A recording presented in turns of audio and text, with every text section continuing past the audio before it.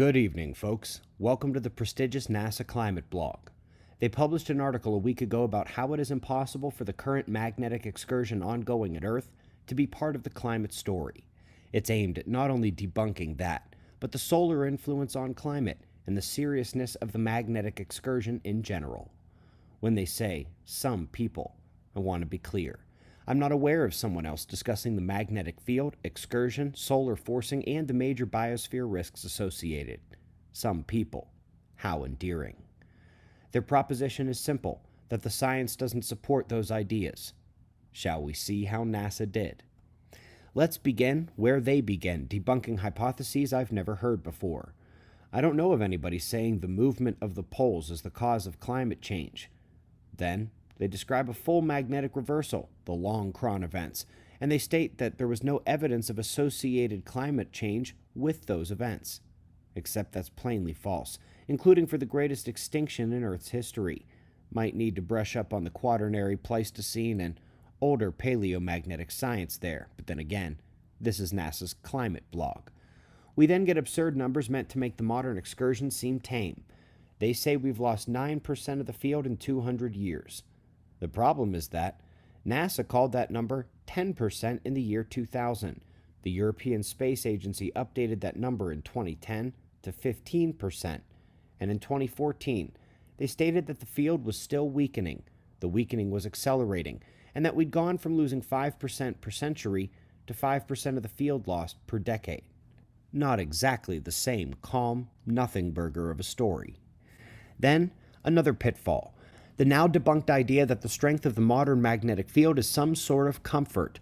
An excellent debunking of that notion came just earlier this year, showing that the intercycle strength of the magnetic field is irrelevant to the timing. When it's time to flip, it's time to flip.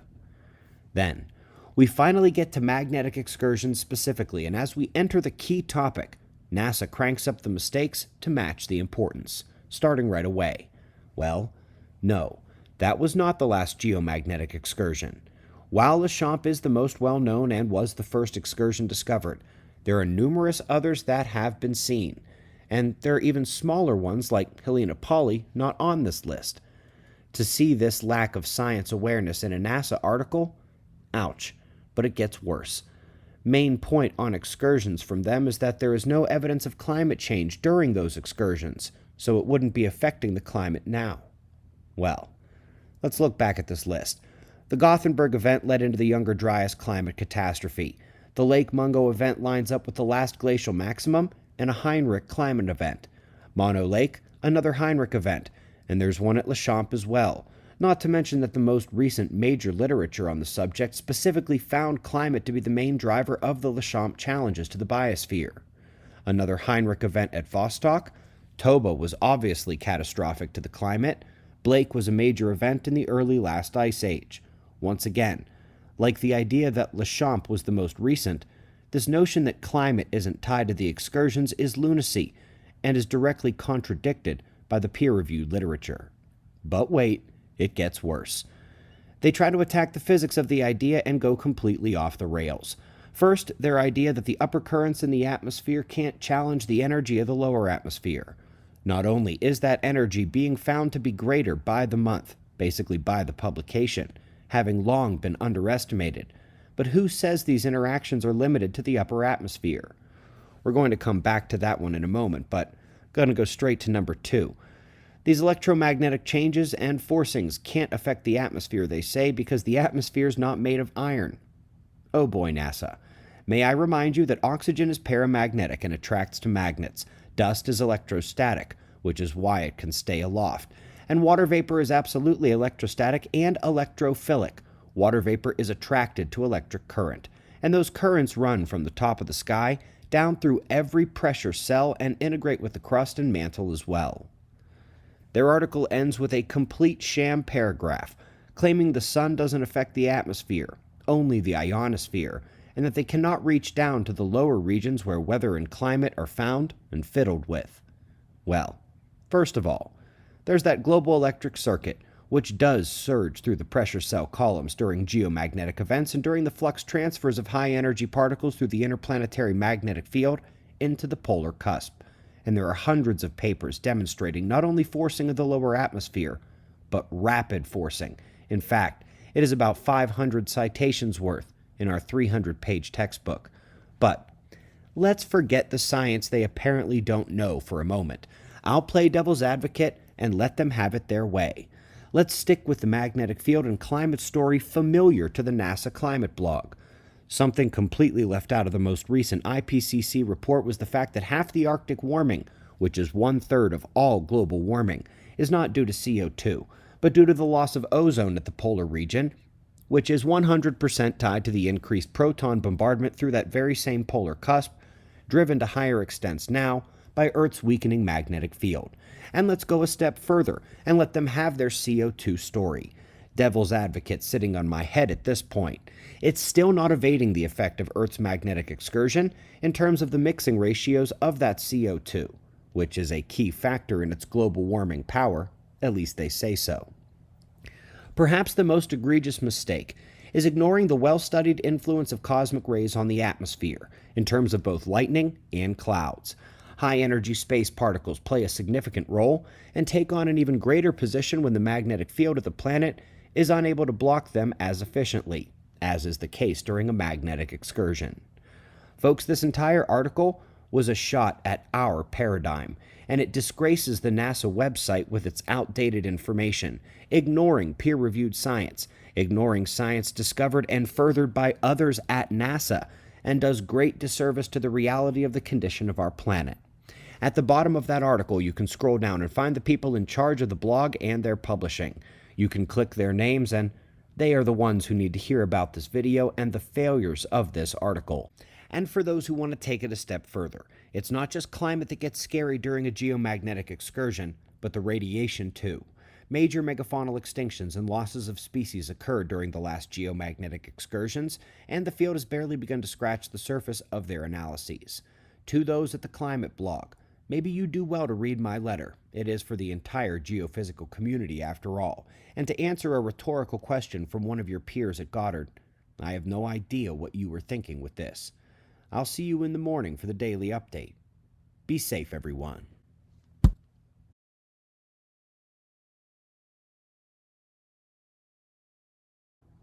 You know the story. NASA wrote an article. We believe we thoroughly obliterated it. Now, the NASA Climate website team has responded.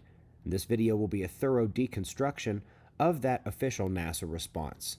This video will have 3 parts. We will briefly go over the basics of their original article and our response video. We will then review their response in depth, making our responses along the way. Finally, the video will cover what NASA ignored from our initial response. On August 3rd, NASA posted an article seemingly aimed directly at our community. It not only took shots at the notion that Earth's magnetic field changes are contributing to climate change, but they took shots at solar climate forcing in general. Our response pointed out their numerous mistakes, showed numerous papers contradicting their position that the sun and geomagnetic field are unimportant to climate change, and in the grade school exercise of identifying the themes of our response, there were 2. First, the numerous geomagnetic excursions in recent record are tied to significant climate events. NASA's article focused on Lachamp only, called it the most recent event, and we had corrected with the list of recent events and comments on major climate events coinciding. The second point of our video was not at all related to the NASA article or to climate change. It was an expounding on the risk of a magnetic excursion, the biological coupling, the radiation, the navigational disruption. These 2 themes are important moving forward in this video. Now let's get to NASA's letter and what their team came up with. After touting their own glory for an entire paragraph, we come to a key thing to remember on their side going into the letter. They claim to represent the current state of the science. The article was allegedly reviewed vigorously for months by the experts from relevant fields and the director of the Earth Science Division at NASA.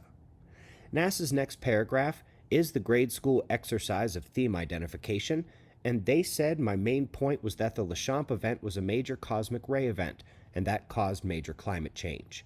They claim this is false, and while we will show in this video why it is indeed a real part of the equation, more importantly, this is absolutely not the focus of our video response or our letter.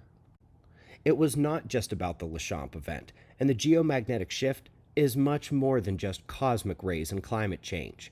But you know me. Let's play devil's advocate and let NASA have their way first. Stick to Lachamp and cosmic rays and climate?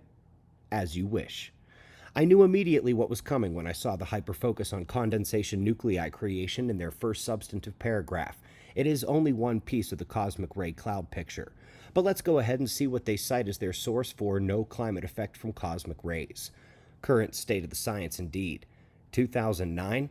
Indeed, it is focused on that particle creation, just part of the story, and oof, observations trump simulations every time. You could think cloud uncertainty is bad now, but that was 2009. It was about twice as bad back then. Then they attack with a comparison of high cosmic rays of late, and the low global tropospheric cloudiness seemingly in opposition to a correlation. Not only does this line of thinking ignore the well-known lag in these correlations, but the cloud reactions are not equal across the globe, nor are they confined to the lower troposphere. Also, 2012 is not the state of the science, and the conclusions herein have been well challenged in the peer-reviewed literature since. I had a little laugh at the next one. The cosmic ray cloud experiment does not simulate the atmosphere very well. It uses old assumptions and contains the same biases. Much of it is based on incorrect assumptions and inputs and, again, simulations. And again, 2013 is also not the current state of the science, and the paper they cited is actually about debunking the idea that cosmic rays warm the Earth.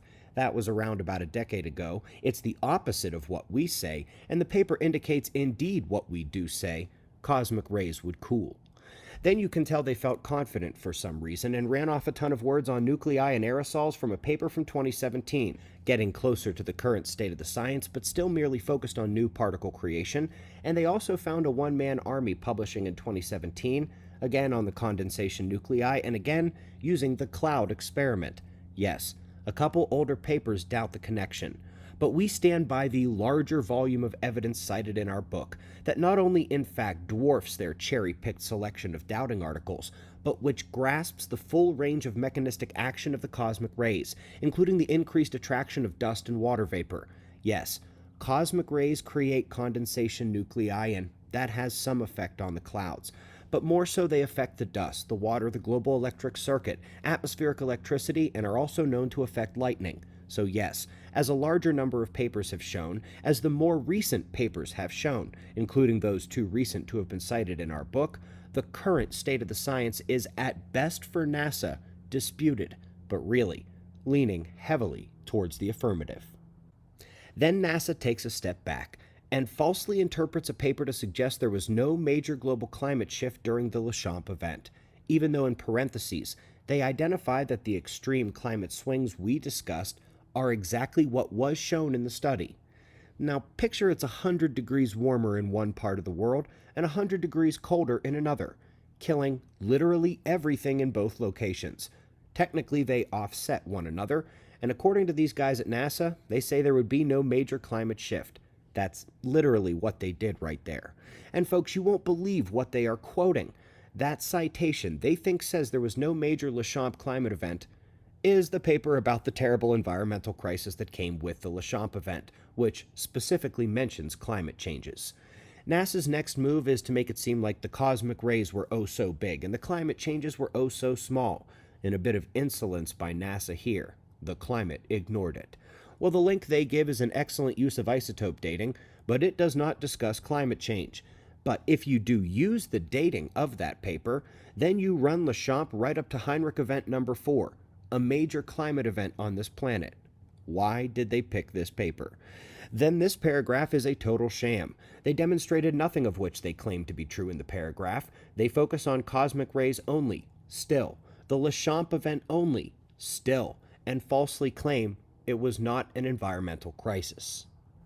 Then, as if NASA realized their blunder with using that paper to say the magnetic excursion was not a climate crisis, they took that paper they had just cited and went on the attack, which is completely crazy, but at least it's the position I expected NASA to take in the first place.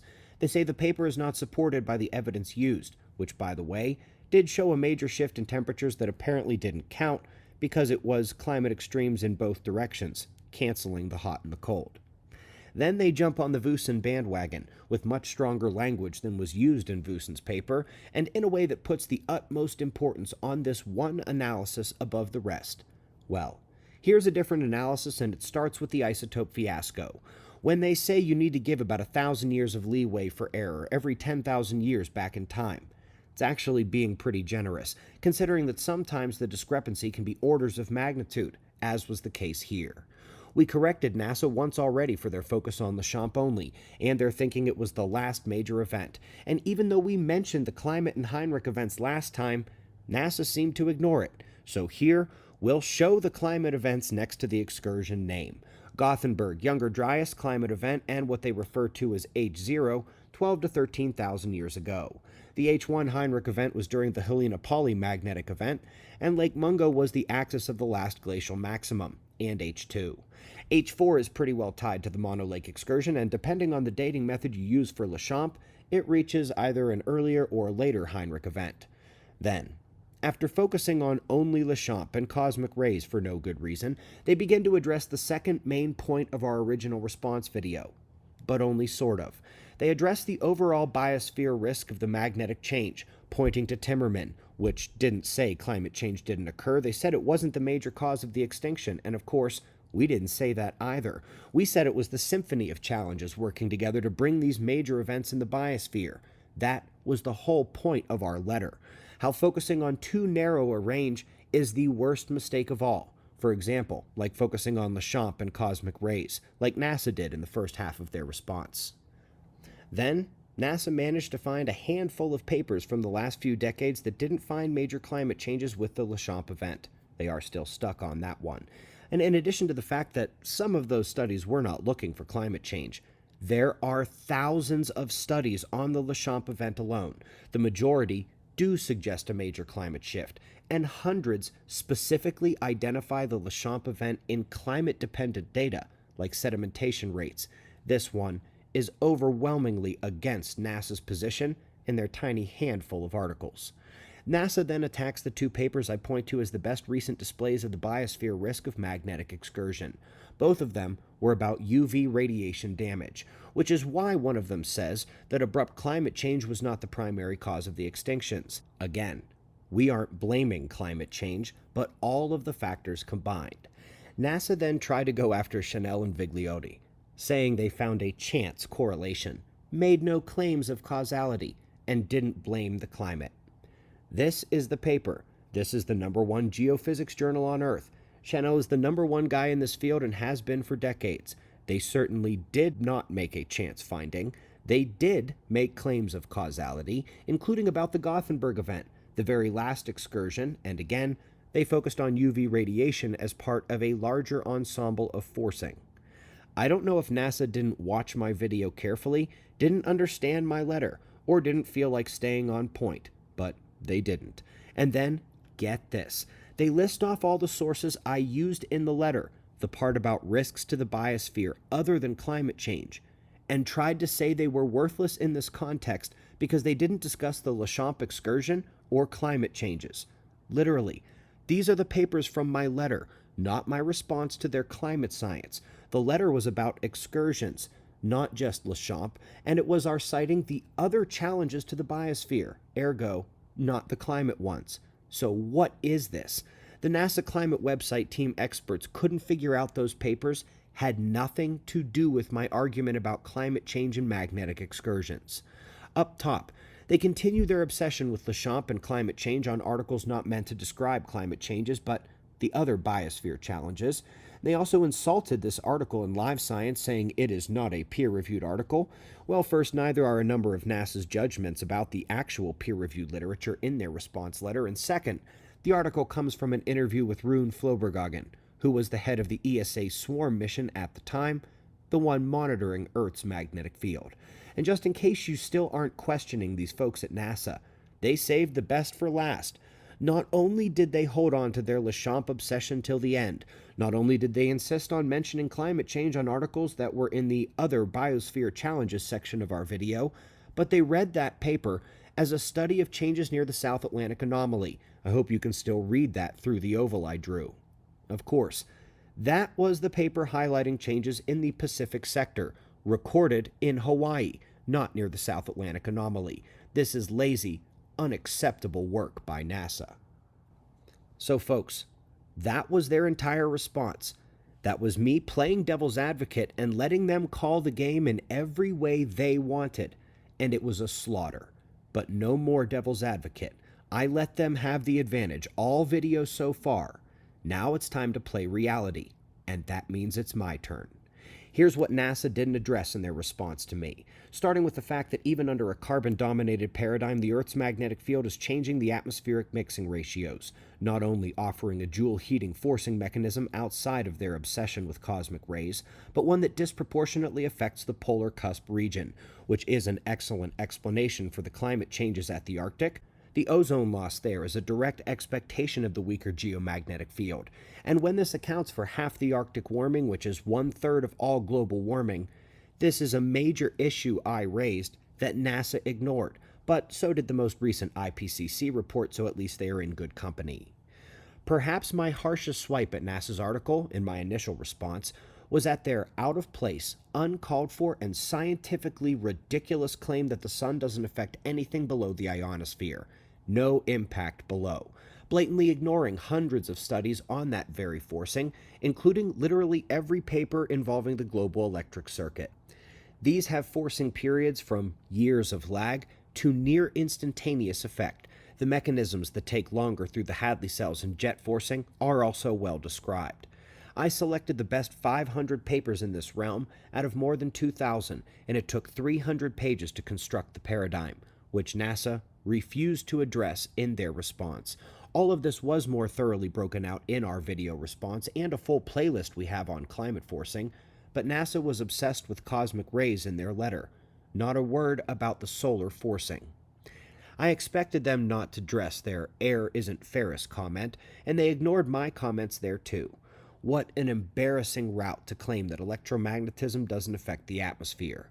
Forgetting the global electric circuit and everything else in the peer-reviewed literature, oxygen, dust, and water vapor are all highly reactive to charge, electric fields, electric currents, and/or magnetism. I can understand why they ignored that too. Then, apart from insulting this author and the former head of SWARM, and apart from botching the side of the planet where the 2017 field loss acceleration occurred, NASA ignored the evidence that the field is much further down the line than they portrayed in their article. Again, I understand why they didn't respond to that one either. As for my letter, this was part of the other half of my video, about challenges to the biosphere outside of the climate. I'd say they pretty well ignored the point of my letter and the circumstances under which it was included in my initial response. They just said, oh, these aren't about Lachamp and climate. It's not relevant. Speaking of NASA's current state of the science, perhaps they should read up on the current state of the science, just as long as they pay better attention than they did to my video and my letter. My two main points, the themes of my response, were utterly botched. In addition to making a mess of the Lachamp event itself, by focusing only on Lachamp, they exclude the volume of evidence that all the excursions tend to bring climate changes, and by focusing on cosmic rays, they ignore the solar forcing aspect, the global electric circuit, and other complicated interactions of the atmosphere. By trying to play climate obsession with my letter about not being obsessed with climate, it's literally one of the points of the letter, which I'm starting to think they didn't really read, they in fact ignored the most paramount science point to be made. Nobody should be downplaying magnetic excursions, especially because we're in one. This letter appears to have been too much for NASA, and God knows what went through their heads while they were watching my video. They were probably texting. So I've decided to simplify it. Here it is, NASA, with lots of pretty colors coming so you can stay focused. The important thing here is the loss of species. We see it with a lot of the excursions, and it makes sense. They bring a tremendous variety of challenges to the biosphere. Those challenges can be adequately listed in this fashion, and we can now break these out into lists that help us understand the bigger picture. The papers and basic physics tell us that the climate extremes will amplify in both directions. The storms will intensify due to extracosmic rays, something I also noticed NASA didn't address, and this propagates more extreme versions of the worst of weather and climate. From a radiation standpoint, This is where we have not only a primary risk to species from UV light and cosmic rays, but risks to photosynthesis with UVB excess, and even some literature on the effects on ocean microbiota. Think the geomagnetic navigation isn't a biosphere challenge in an excursion? It's not just birds, but many other creatures are also known to use the field in some form of their life process. That is an understatement when it comes to the known health risks from biological coupling. Bacteria to plankton to seed integrity. Lots of literature one can sift through, but more importantly for the large creatures, it's not just direct hits with particles and UV, but the magnetic field and geoelectric dynamics couple with the body at macro and micro scales. What all these boil down to is a change in the climate during a change in the food chain, and in general, neither of those changes are good. Sadly, as if all those aren't bad enough, we now have a society dependent on electricity.